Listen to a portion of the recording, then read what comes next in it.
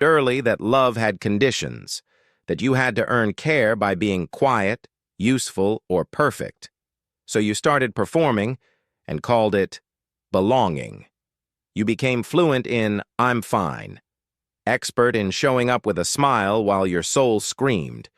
You mistook exhaustion for loyalty. But loyalty to whom?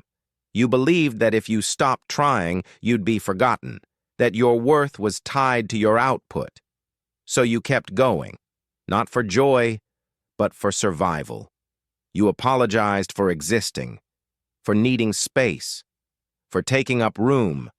But your presence wasn't the problem. The world just never learned how to hold it. You confused performance with peace. Thought that if you did enough, said the right things, looked calm, you'd finally feel safe. But safety can't be earned. What if you didn't have to prove anything? What if you could just be? What if home isn't a place, but the moment you stop performing? You fear that if you stop trying, you'll be abandoned, that your silence will be interpreted as disinterest, so you keep showing up, even when you're breaking. You've been told to be strong, as if strength means carrying everything alone, as if asking for support means you've failed. You equate stillness with laziness. Believe that if you're not doing, you're not worthy. But what if stillness is where you remember who you are? You've minimized your loneliness so long, you've started to believe you don't need anyone. But your nervous system knows the truth. You've been taught that peace means no emotion. But what if real peace means being able to say, "This hurts," and still be loved? You've spent so long translating your depth into "I'm fine." You've forgotten what it feels like to be truly seen.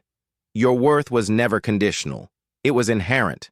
And now, you can begin to live from that truth. Not to prove, but to exist. Healing starts with permission, with saying, "I am allowed to rest. I am allowed to be unseen. I am allowed to exist, without explanation." You don't have to earn love. You only need to be around those who don't ask you to perform, but invite you to be. Your stillness isn't emptiness, it's fullness.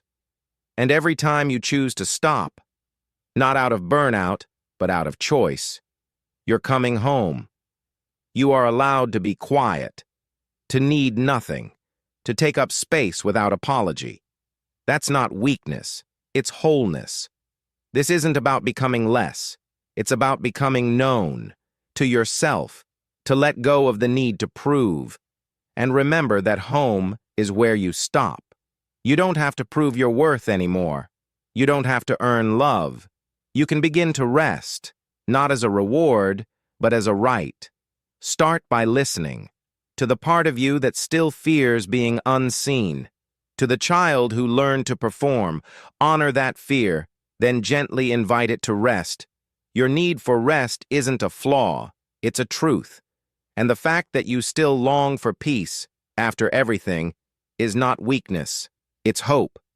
Healing isn't about erasing your past, it's about understanding it, and choosing for the first time to stop, not out of failure, but out of freedom. You are not broken, you adapted, and now you can evolve, not by becoming someone new, but by returning to the self that was always there. You are worthy of love, not when you're quieter, not when you're fixed, but right now, exactly as you are, even in your stillness. If this resonates, you're not alone. For a gentle guide to help you stop proving, reclaim your worth, and heal from the inside, explore the link in the description.